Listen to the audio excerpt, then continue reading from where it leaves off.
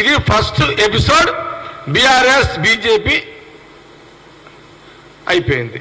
ఇక ఈరోజు నిన్న మొన్న నోటీస్ వచ్చింది.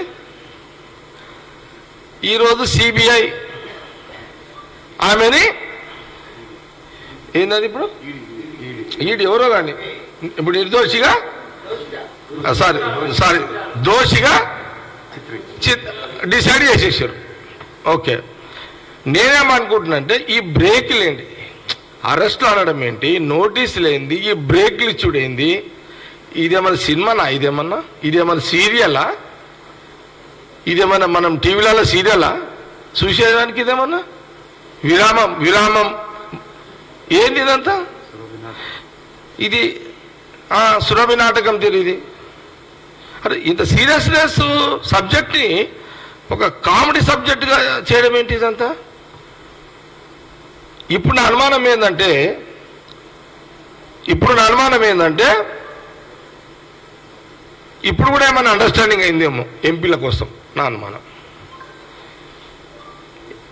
ఇప్పుడు రెండు రకాలుగా ఇప్పుడు వాళ్ళిద్దరు నా అనుమానం ఏంటంటే బీఆర్ఎస్ బీజేపీ ఢిల్లీ సెంట్రల్, ఇది కిషన్ రెడ్డికి తెలియదు. మళ్ళీ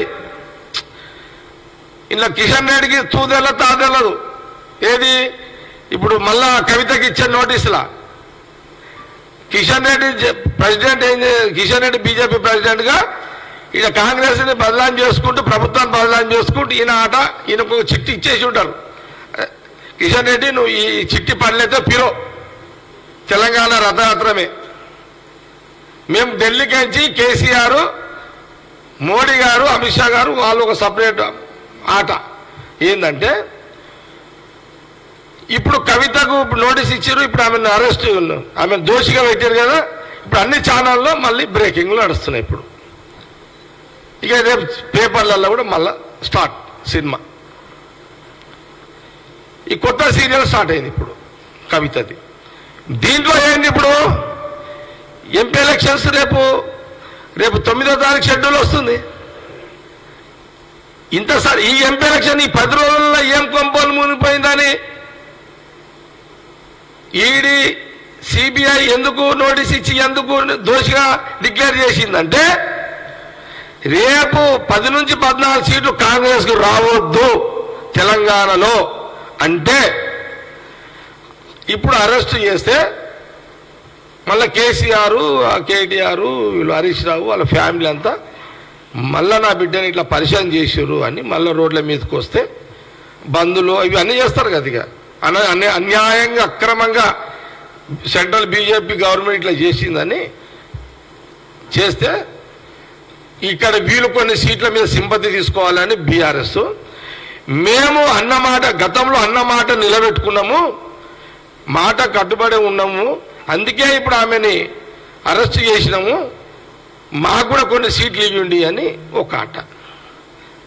మా 14 సీట్లు గండి కొట్టడానికి బీఆర్ఎస్ బీజేపీ గండి కొట్టే కార్యక్రమే ఈ ఎంపీ సీట్ల.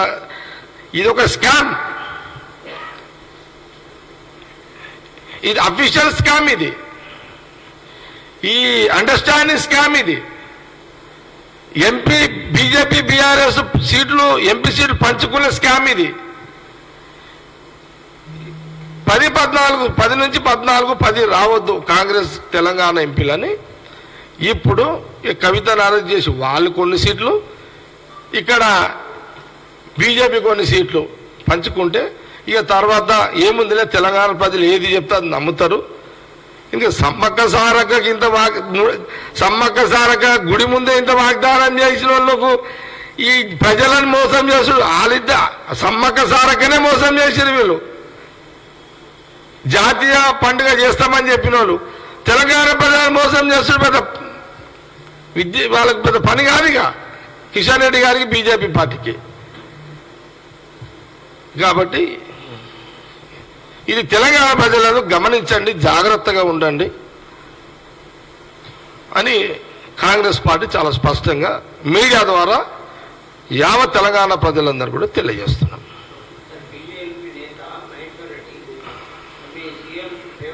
సిబిఐ విచారణ జరిపిస్తా అని దానికి పక్కకు పెట్టిండు. ఆ గత ప్రభుత్వానికి ఇంత పెద్ద నిజం చెప్పినాక మహేశ్వరుడు ఎంత కిషన్ రెడ్డికే దిక్కులేదు ఇలా ఏం జరుగుతుందో సెంట్రల్ బీజేపీ పార్టీలో ఈడ ఎమ్మెల్యే బీజేపీ ఎమ్మెల్యేకి ఏం తోకదలో ఏం తూదలో తాదలేదు ఎందుకు మనకు పాపం వాళ్ళ చిన్నోళ్ళు అలాగేం తెలుస్తుంది వాళ్ళకి ఓకేనా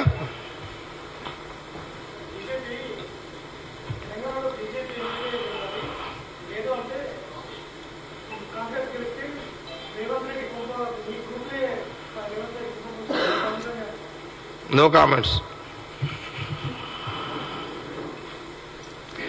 ఓకేనా thank you thank you thank you thank you